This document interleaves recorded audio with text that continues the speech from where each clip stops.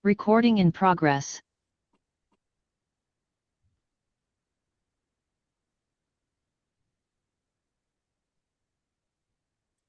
Assalamualaikum. Waalaikumsalam. How's everyone? Good. With us, Dr. Gulang? Or only you and me? I don't know. Maybe. Yes, it's only you and me. Okay. Mm, How are you, Radha? I'm good. Okay. Raining here. Okay. Do you hear me clear? Mm. Okay. Yalla, let's start. Bismillah. Mm. Okay, number one. It's about people management cases. So, number one, according to the law of diffusion of innovations, the highest rate of rise in innovation diffusion occurs among the A, innovators, B, early adopters, C, early majority, D, late majority. So you can still remember about the law of diffusion of innovations, which explains how new ideas, technologies, or practices spread within a society of organization. So what's your answer here, Radha? Where major? Okay, it is the early majority. Okay, for the innovation and the early adopters, okay, these two, they are small groups and adoption growth is slower. While for the late majority, this is what adoption happens after the peak. So the growth rate declines. So the best answer here is the early majority. Very good, Radha. Number two, hospital plan applied innovative telehealth program and need to spread it among its facility. Among who of the following need to be added in the team to help in communicate it? A. Adopter audiences. B. Local media. C. Legal legislation. Audiences. Okay, what's your answer here? The letter A? Mm. Yes. Letter A, it's adopter audiences. The statement here is to effectively spread the innovative telehealth program across the hospital facility, the team should include the adopter audiences as the key members. Well, for letter B, this focuses on the public promotion, not the internal communication. While for legal legislation, as they are crucial for spreading and implementing the telehealth program within the facility. So the best answer is the adapter audiences. Okay, question number 3. Which of the following strategies is most effective in achieving the widespread adoption of a new electronic medical record system? The statement focuses on identifying the most effective strategy for spreading, strategy for achieving, the widespread adoption of a new electronic medical record or the EMR system. So we have choices here. Letter A, convincing respected members of medical staff to adopt the system. B, require all salaried staff to use the system first. C, institute financial penalties for not using the system. And D, implementing the system in phases, starting with the most essential features. What's your answer, Radha? Members of medical field. Sorry? Yeah, members of medical staff. Oh, yes. This is the most effective strategy, the letter A, because respected staff can act as role models and influencers, encouraging their peers to follow suit. Well, for letter B, this is incorrect because requiring salaried staff may lead to resentment and compliance issues. Well, for letter C, this is also irrelevant because financial penalties create negativity and resistance. While for letter D, this is a phased implementation, which is helpful, but without influential advocates, the adoption may still face the resistance. So the answer is letter A. Number 4, barriers to effective communication include A, direct meaning and clear messages, B, two-way, free-flowing ideas, C, judgments and assumptions, and letter D is repetition and feedback. What's your answer? Barriers. Barriers or that hinders to effective communication. So it's letter C. Letter B? No, it's letter C. Letter C? Uh, Yes, very good. Letter C is the correct answer here because these are the barriers. These are significant barriers to effective communication as they lead to misunderstandings, bias, and lack of clarity.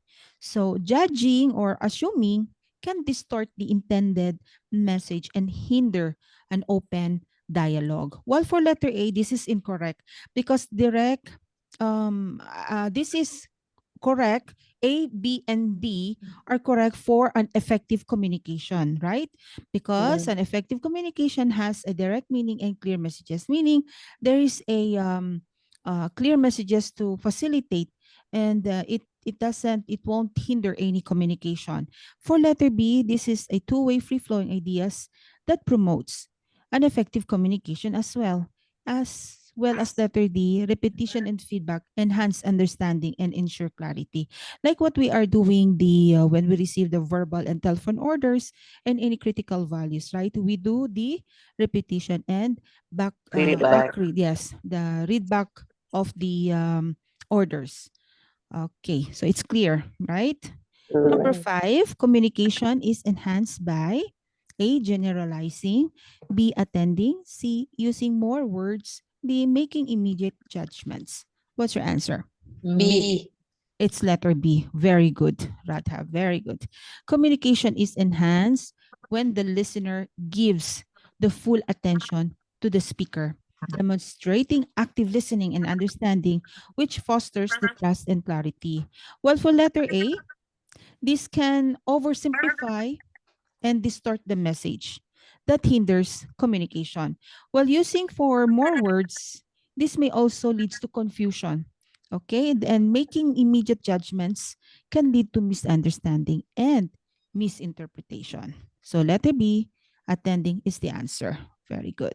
Number 6, in writing a report for administration, such as that concerning an organization ethics concern, your best communication strategy is to, okay, this statement, this problem is about identifying the best communication strategy for writing a report on an organizational ethics concerns for administration. So focusing on presenting the information in a clear and concise, actionable way to ensure the administration can understand the issues and make informed decisions. So we have choices here.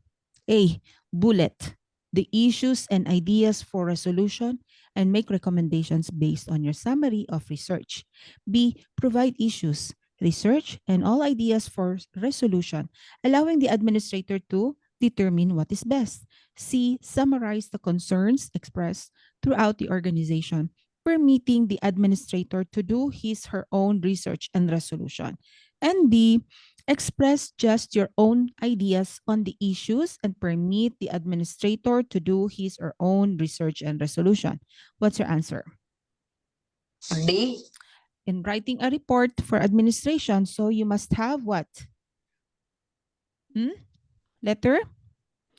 D. Letter B? Letter B, no. So we have the answer here is, correct answer is letter A. Sure, but Yes.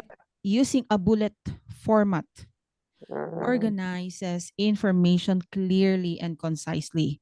So making it more easier for the administration to understand the key issues and propose any solutions.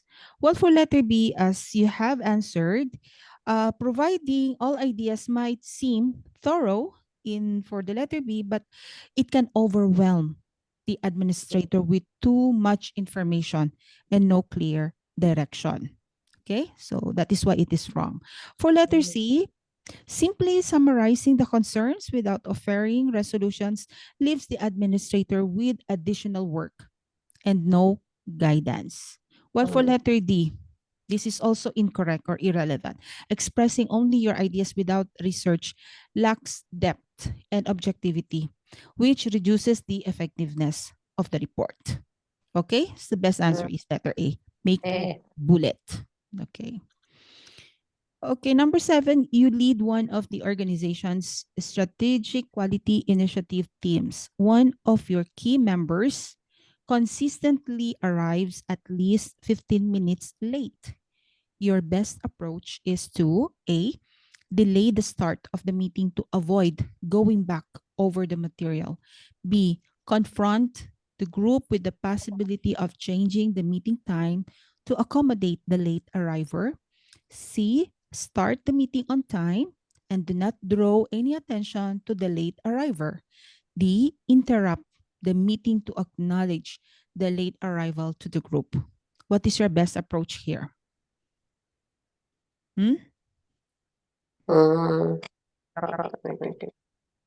Okay, what's your answer? It's letter? D. Sorry? D. Okay. The answer here is letter C. D. Start the meeting on time and do not draw any attention to the late arriver.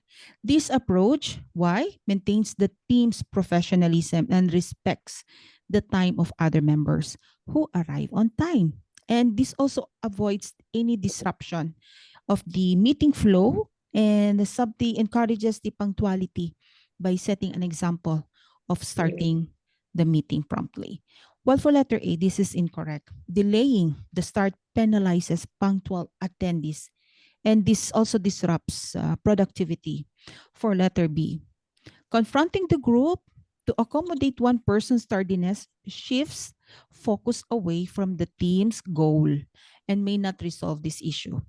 While for letter D, this is also irrelevant. Interrupting the meeting to acknowledge the late arrival is disruptive and unprofessional.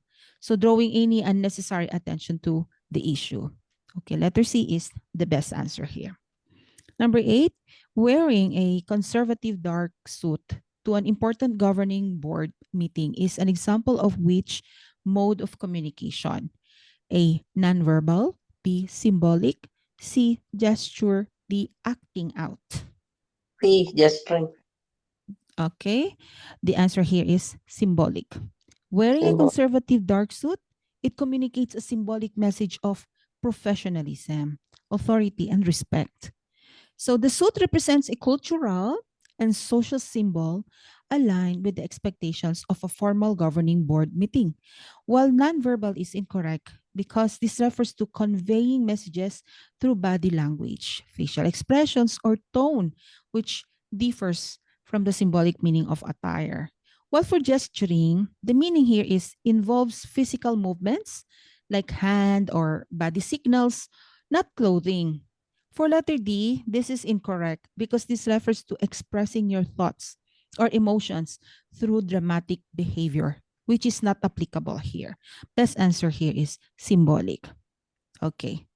Number 9, which of the following concerns would be best solved by a quality improvement team? A, system issue. B, a discipline problem. C, a customer complaint. D, a financial variance. What's your answer here? System issue. Yes, very good. That's the correct answer. A quality improvement team is best suited to address these systems issues because their purpose is to analyze processes and systems within the organization by identifying any inefficiencies or gaps and implement the improvements. While for letter B, this is incorrect because they are typically handled by management or HR, not a quality improvement team. Well, for letter C, this might address a systematic issue leading to complaints. Resolving individual complaints is more suited to customer service or case management.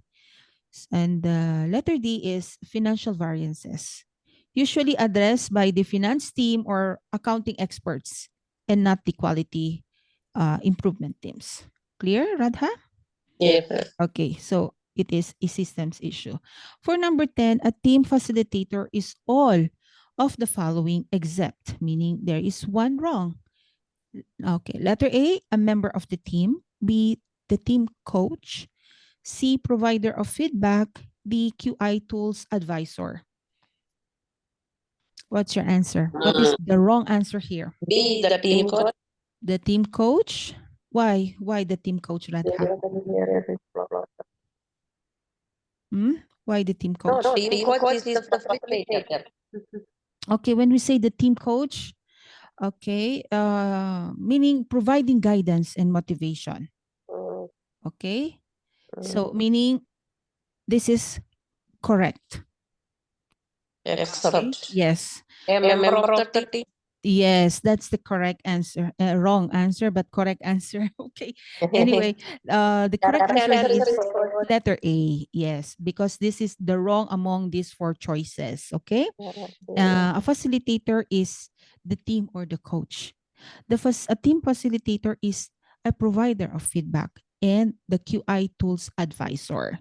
When we say a member of the team, means the team facilitator is considered a not a direct member of the team because their role is to guide, coach, and support the team, ensuring an effective communication. Okay, so the team facilitator is all for B, C, and D except for letter A. Okay, understood? Yeah. Clear. Very good. Number 11, in preparing for a meeting, what should be sent to the team members in advance? A, agenda with all attachments. B, agenda with key information requiring a decision at the meeting. C, just the agenda because members will lose the other information.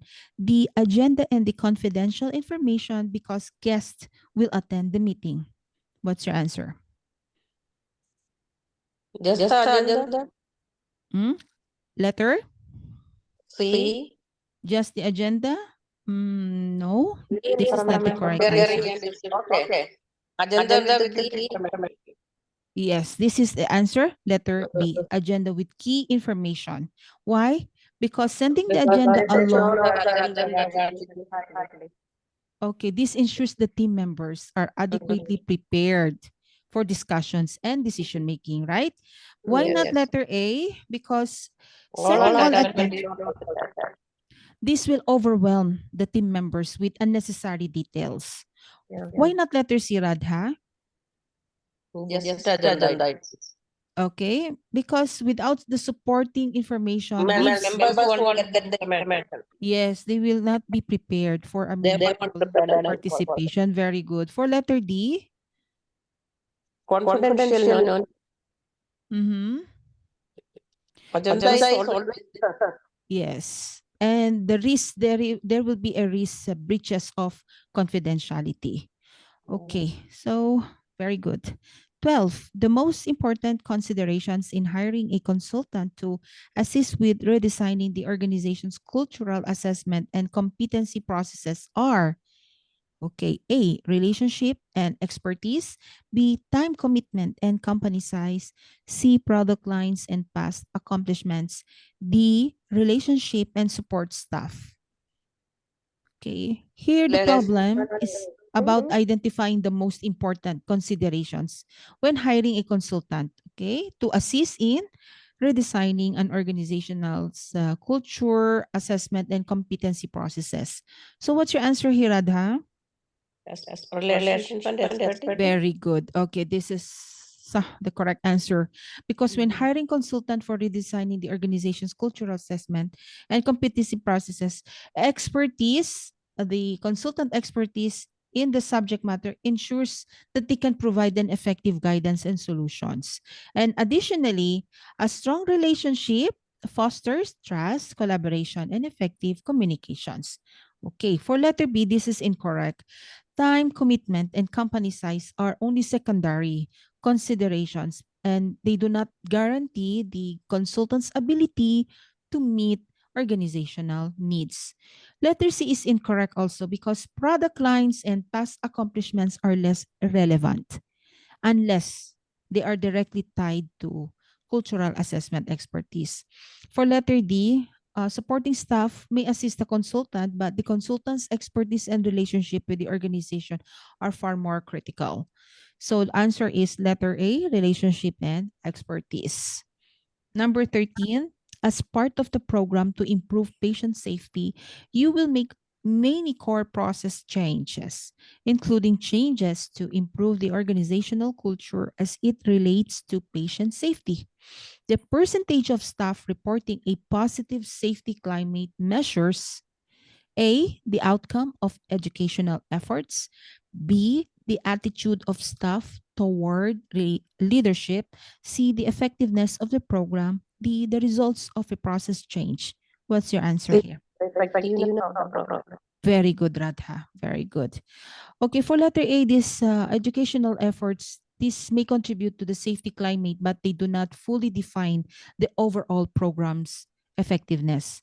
Well, also for letter B, because toward the attitude of the staff toward leadership is just one factor only, influencing the safety climate, but it's not a comprehensive measure of the program success.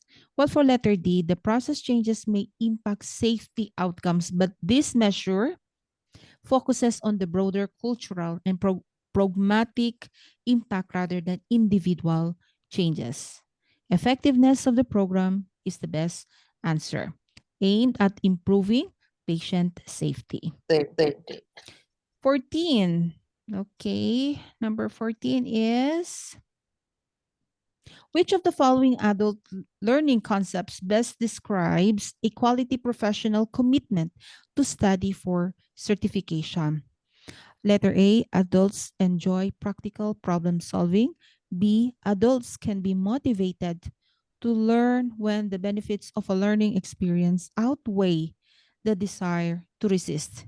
C, adults like tangible rewards and benefits from training.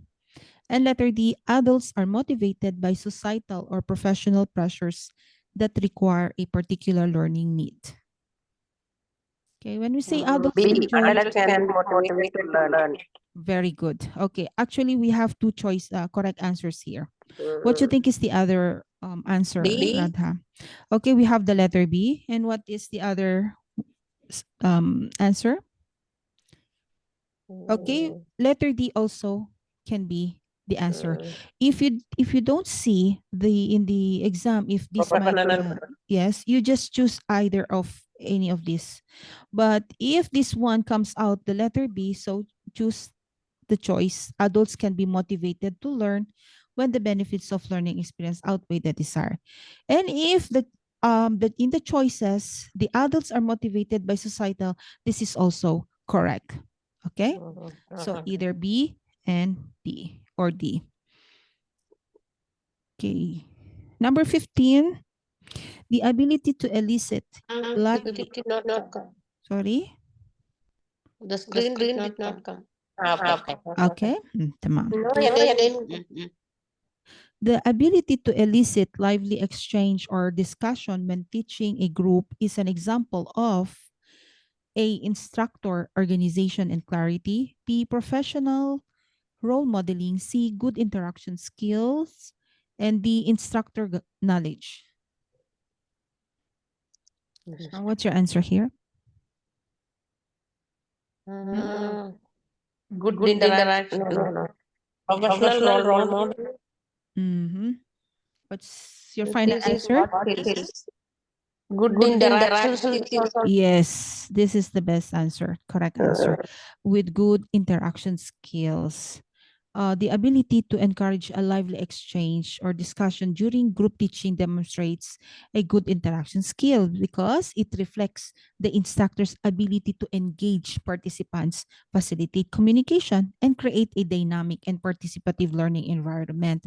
While for letter A, instructor organization and clarity are important but do not directly result in a lively discussion.